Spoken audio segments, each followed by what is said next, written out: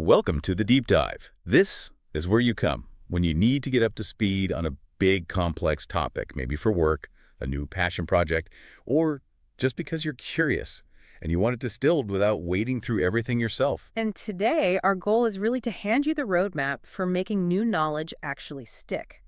We're tackling something almost everyone struggles with, that really frustrating phenomenon, the forgetting curve. Oh yeah, that feeling when you've really learned something, maybe spent hours on new vocabulary or a historical period, and then just, I don't know, a week later, Yeah, it's like it evaporated. exactly. Why do these tools we rely on, like, say, language flashcards, why do they often seem to fail us so badly? It's the classic problem, isn't it? We all want deep knowledge fast. Yeah. But a lot of our methods are really built for, well, cramming, not for long-term memory. Uh, We look for shortcuts, right? Download those big pre-made flashcard decks for Anki or whatever. 5,000 words for Spanish, ready to go. And that leads us straight into the core idea from all the material we've dug into today, that passive approach.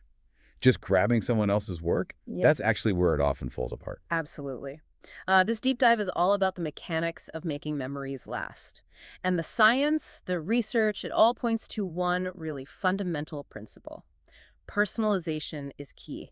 It's non-negotiable for deep learning. So it's not just about seeing the information. No, it's the process of creating the knowledge yourself. That active, sometimes kind of messy, hands-on work, that's what turns these foreign abstract ideas into something permanent, something you can actually access later. Okay, let's really pin down that difference then. Hmm. A flashcard isn't the memory itself. Uh-uh. It's a trigger. Precisely. Think of it like that. A flashcard is just a prompt. If it triggers a strong existing memory, fantastic. It works. But it can't create the memory. Not effectively, no.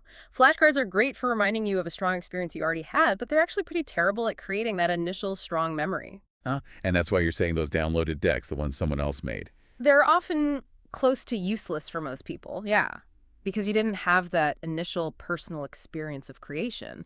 That's what really locks the information into your brain's networks for the long haul. Without it, the trigger doesn't fire anything strong. Okay, let's dig into that.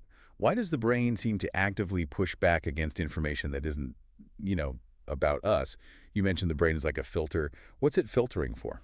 Well, think of it as the world's most efficient security system. Its number one job is survival and efficiency. Anything that seems irrelevant, not immediately useful, not emotionally charged, it gets tagged as forgettable. So it doesn't even get the resources to become a permanent memory. Exactly. It just doesn't justify the energy expenditure. But stuff that's meaningful, useful, maybe a bit emotional, or connected to survival that gets the VIP pass, memorable. So if I'm an English speaker and I hear, say, the Russian word karandash for pencil, it sounds weird, doesn't connect to anything emotional. Straight to the mental delete folder for most people. Yeah. Yeah. It sounds odd, seems meaningless in the moment, no obvious link to your life. So trying to memorize lists someone else made, like lecture notes someone else took, or that big generic flashcard deck, it's like you're fighting your own brain's basic operating system. You really are. It's an uphill battle against these fundamental filters. When you just see, I don't know, Gato cat, maybe chosen by some stranger who built the deck, it just doesn't light up enough brain areas, does it? The visual, the emotional, the personal context. It's not enough to warrant permanent storage. Right, and that just completely blows up the classic way we try to memorize things. Look at the word, say it 10 times, cover it up, try to remember. Oh, rote repetition, yeah. Compared to really effective strategies like using strong mental pictures, associations, personal mnemonic systems, that old rote method is, well, frankly, it's almost laughable. It's just passive. You're just looking at it. It feels like work, but it's not the right kind of work. Exactly. The core idea for building strong memories is simple. If you want to get better at remembering something, you need to practice remembering it, not just reading it again or hearing it again. Is there, data on how much better that active recall is? Oh, absolutely staggering. The research on testing yourself on active retrieval, it consistently shows massive benefits. We're talking maybe a 5-to-1 advantage over just passively rereading or re-listening. 5 times better, wow. Yeah. Rote repetition gives you this illusion of knowing because the word looks familiar when you see it again. But you skip the necessary struggle, the effort of pulling it out of your memory. And that struggle is what actually strengthens the connection. Okay, so active recall is crucial. And that brings us to spaced repetition systems, SRS, things like Anki.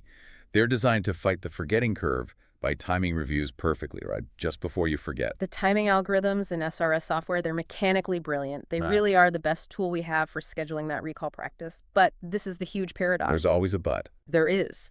The effectiveness of the SRS hangs entirely on the quality of the memories you feed into it. It's the ultimate garbage in, garbage out situation. So the software can schedule things perfectly, but if the memory you created in the first place was weak or boring? The SRS is just making sure you get bored on an optimal schedule. Ah, okay. Exactly. You can't just download a deck of 5,000 words and expect magic to happen. It's not some, sci-fi Rosetta Stone device.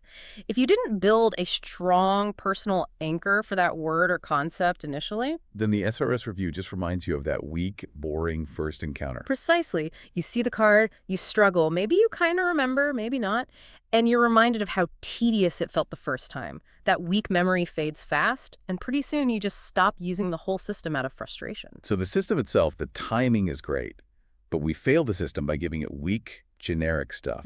We're trying to outsource the very thing the brain demands for memory, that personal connection, that active creation. That's the core of it.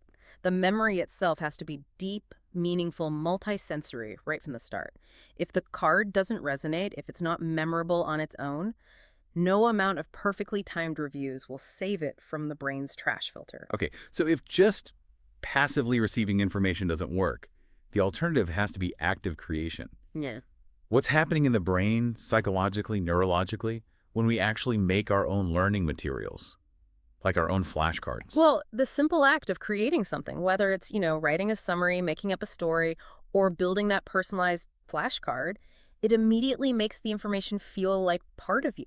How so? You're firing up parts of your prefrontal cortex, the bits involved in planning, making choices, self-awareness. You're not just a receiver anymore. You're, as the sources put it, the architect of your own mind. It feels different. And when I, the learner, choose a specific picture for a word, or link it to my memory, or record my voice saying it, You basically sidestep those mental filters we were talking about. Instantly. The brain kind of perks up and says, hold on, this is coming from headquarters. This is self-generated, must be important. You're not just taking info in, you're generating it. and that makes it less of a chore. Massively.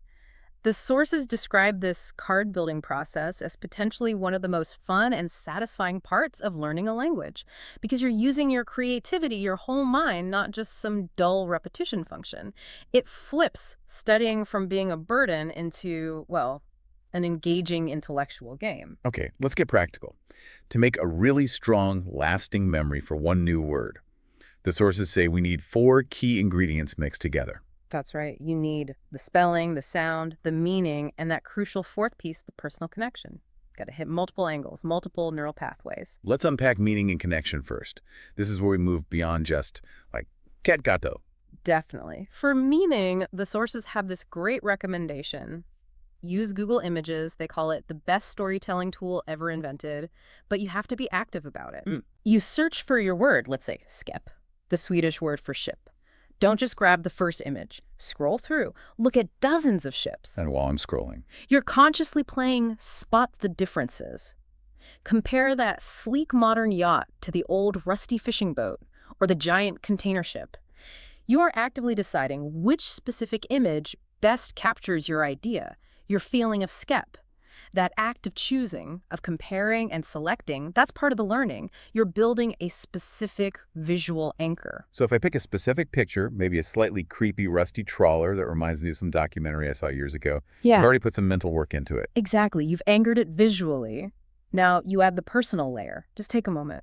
How does that image or the word itself connect to your life? Was your first ship experience a ferry trip somewhere? Does that trawler remind you of a childhood book? Find some link, even a small one. That unique memory, a time, a place, an emotion that's the glue, it locks it in. That makes a lot of sense for concrete things like ship or cat. What about the sound? You said that was critical too.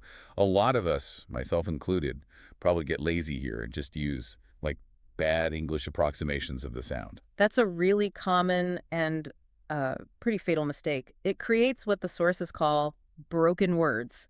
If you learn bonjour as like bon, J-U-R, you've learned to read a word that doesn't actually exist that way. And when you hear a native speaker say it properly, Your brain doesn't recognize it. The sound file doesn't match. You get confused. It slows down your listening comprehension massively. You basically built a faulty connection. so right from the start, we need the real sound. use native speaker recordings. Absolutely. Find recordings on sites like forvo.com where native speakers upload pronunciations. Listen carefully, and then this is crucial, record yourself saying it. I record myself. Isn't listening enough? Hearing the native speaker, then immediately hearing your own attempt. That comparison gives you incredibly powerful auditory feedback. It helps you adjust and reinforces the correct pronunciation pathway from day one. You're actively tuning your ear and your mouth. Okay, and this ties into something you mentioned before, the International Phonetic Alphabet, IPA. You called it a superpower. How does that fit into making these cards? Right, the IPA. It's a superpower because it takes all the guesswork out of foreign sounds. What does the French R sound, really? Or that German U?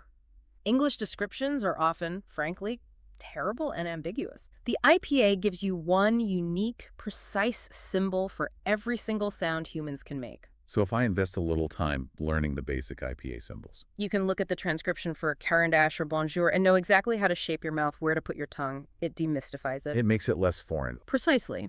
A word might seem like a jumble of 6 weird alien sounds.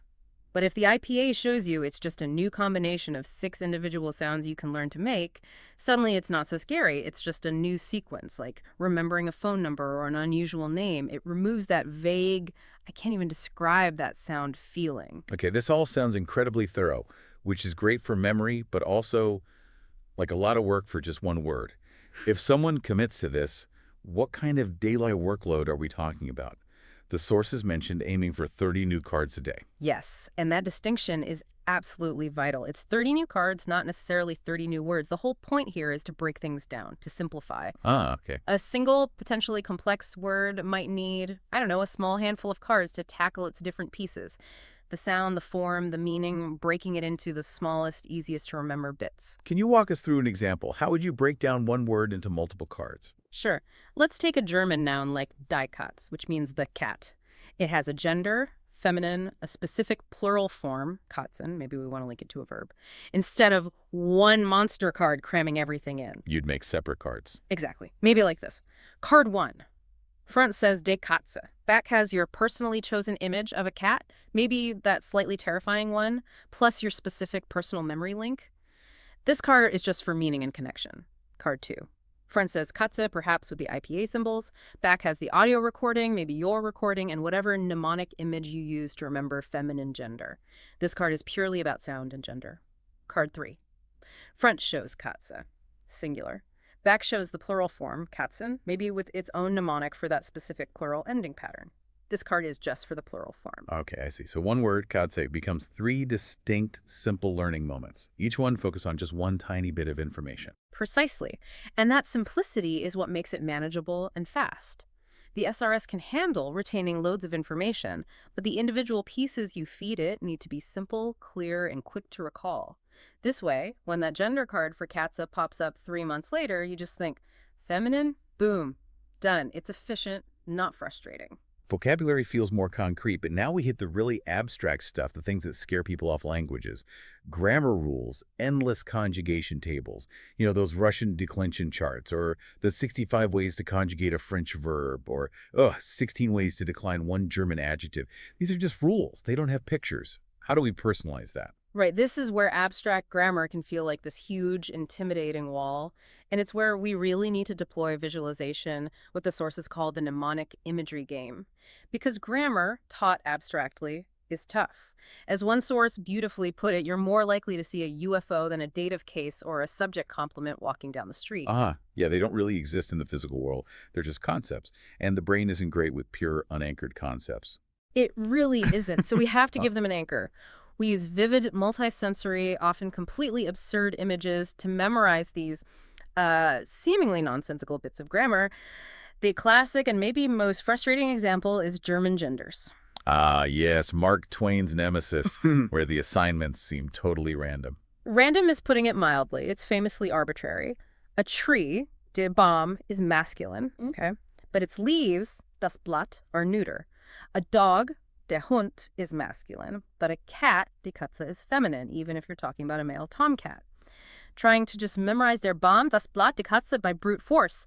It's painful because there's no logic connecting the word to the gender. So instead of fighting the absurdity, we lean into it, make the connection ourselves with a bizarre image. Exactly. You create your own logic. You pick a consistent type of mnemonic image for each gender. Maybe for masculine nouns, you always imagine them interacting violently with a specific famous action hero, someone really memorable. For feminine nouns, maybe it's a famous historical woman doing something specific. Or maybe the object itself shatters into pink crystals, whatever works for you consistently. For neuter, maybe it explodes into boring gray dust. The key is consistency and vividness. The goal being that the image has to be so specific, so maybe weirdly emotional or funny, that when you think of the word tree, Yeah. you instantly see your action hero doing something to it, and you know it's masculine without thinking about the rule. You got it. It creates an immediate emotional, multisensory anchor that bypasses the need for abstract rule recall. And this is the foundation for adapting the person-action-object system, the PAO system, for grammar. PAO, isn't that something memory champions use for, like memorizing decks of cards? Sounds complicated. It can be for those high-level competitions, but we use a simplified grammar-focused version. You just need 3 core elements: a person, P, an action A, and an object O. You assign specific grammatical patterns to these elements. Okay, let's use that famous example from the sources again. How would PAO help memorize, say, the gender and a specific plural pattern for a whole group of German nouns?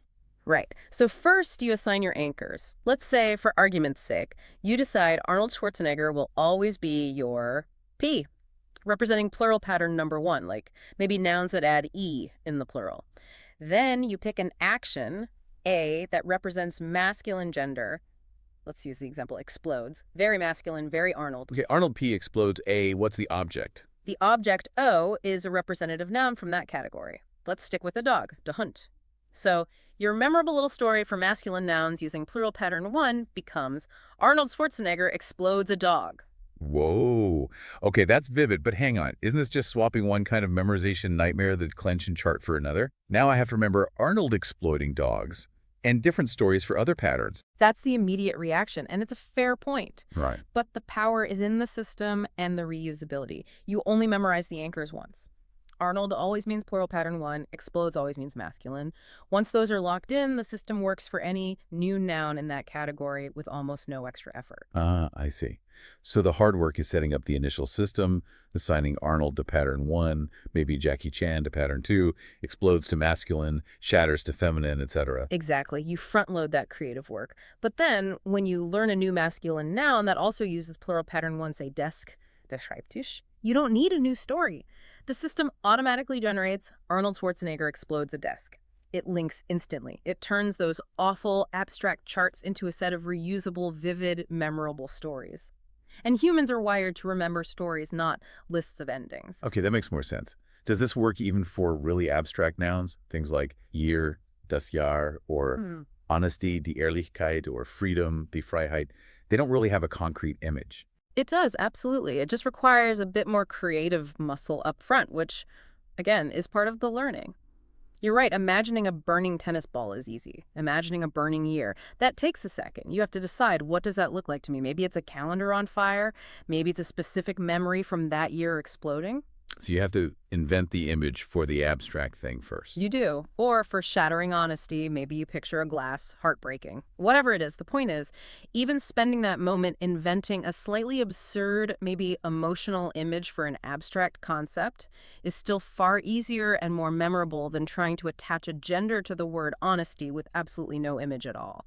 That initial creative act is the memory hook.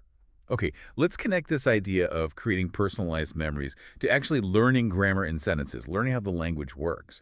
Most people grab a grammar book and start with Chapter 1, Rule 1, but the sources suggest that might be backwards. Yeah, the advice is to rethink how you use that grammar book.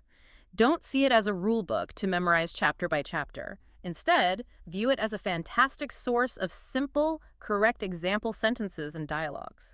So focus on the examples first. Exactly. The abstract explanations of grammar rules are often confusing, dense, maybe even overwhelming when you first encounter them. It's better to flip the process. Meaning, don't learn the rule, then look for examples, but find examples you like, learn them, and kind of figure out the rule later. Precisely. You browse through your grammar book, find simple sentences or short dialogues that seem useful or interesting to you. You pick your favorites, and then you immediately break those sentences down. Using the card-making process we just talked about. Yes, you make personalized cards for any new words in that sentence, for any new word forms like verb endings or noun cases, and even for the word order if it's different from your native language. You're basically playing a game trying to race your grammar book. Race the grammar book. I like that. How does that work? Well, while your book is taking 3 dense pages to explain, say, all the nuances of the past tense, you've already found 10 simple example sentences using the past tense. Sentences you chose. You've made cards for them, maybe visualize them, link them to your life, and they're cycling through your SRS. You're learning how the past tense works in context. So by the time I get to the chapter formally explaining the rule, You might find you already kind of get it. You've already acquired it functionally because you personalized the input and practiced recalling it in context.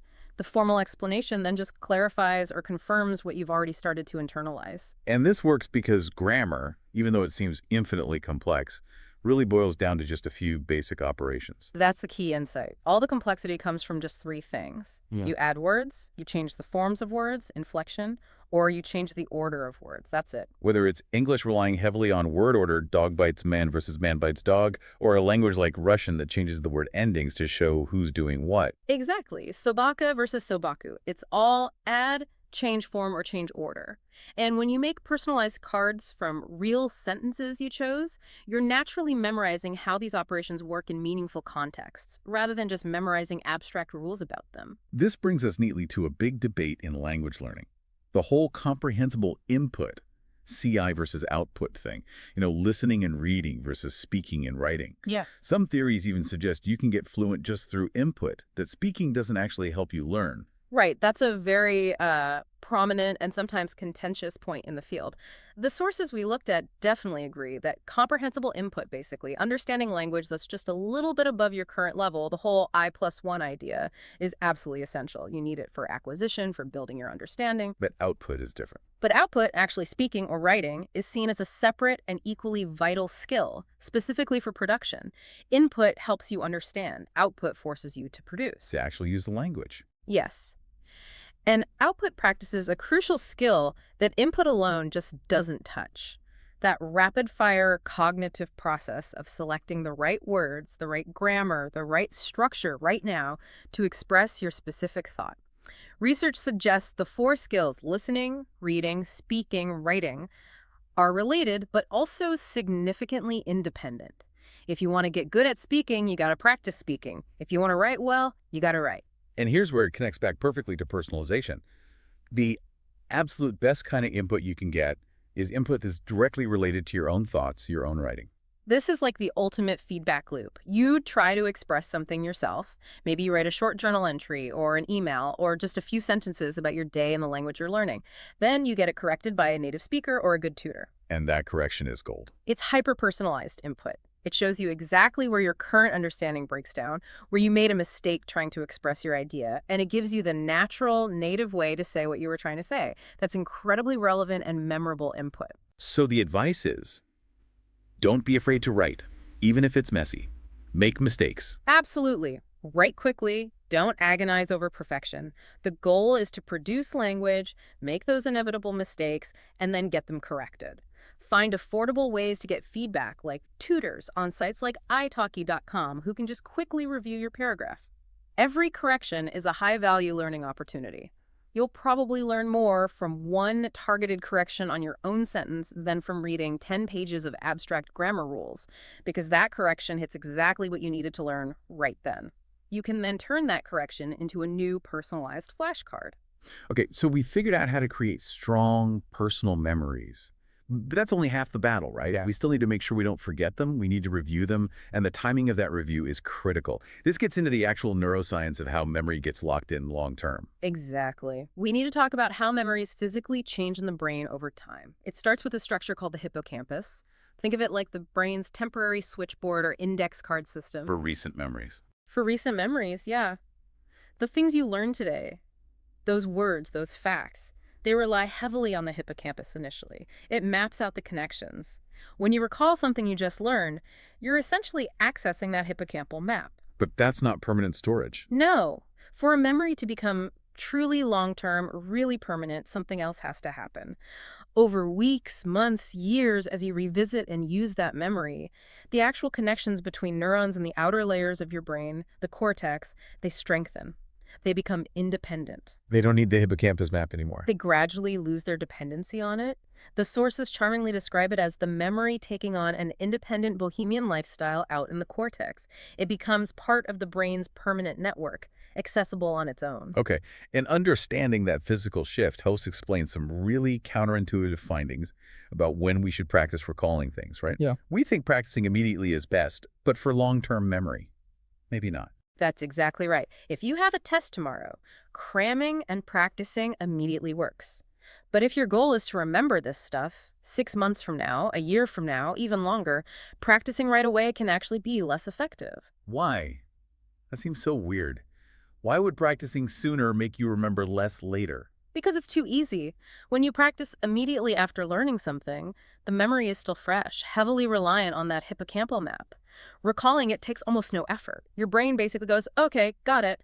That was easy. No need to invest serious resources in making this permanent. So the memory doesn't get the signal that it's important enough to upgrade to long-term cortical storage. Pretty much. It doesn't get the necessary stress test, the desirable difficulty that signals this is worth keeping permanently. We need that struggle, that slight feeling of, oh, what was that again?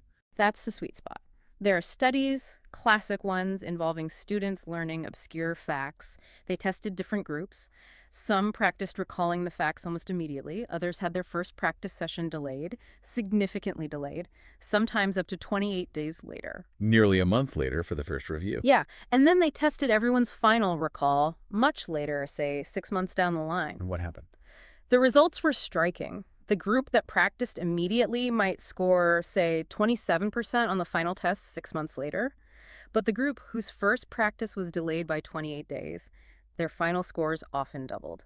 That delay, that forced struggle to retrieve the fading memory, dramatically boosted long-term retention. Wow. So practicing right away is great for tomorrow's quiz, but kind of sabotages you if you want to know it next year. Precisely. It highlights this really tricky balance, doesn't it? The balance between the benefit of almost forgetting something, which makes recalling it effortful and strengthening, and the disadvantage of actually forgetting it completely. So where is that ideal point? How long should the delay be? The research points towards a kind of magic number or ratio.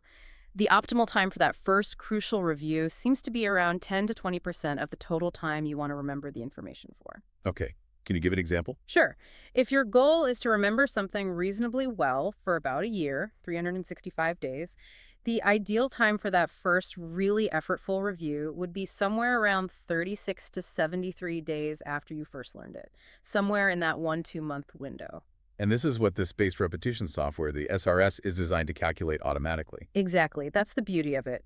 Based on how easily you recall your personalized card each time, the algorithm calculates the optimal time to show it to you again, aiming for that sweet spot of desirable difficulty just before you'd completely forget it. It automates hitting that 10-20% window repeatedly over longer and longer intervals. But looping back to our earlier point, this perfect timing only works if the initial memory was strong enough to survive that first gap, right?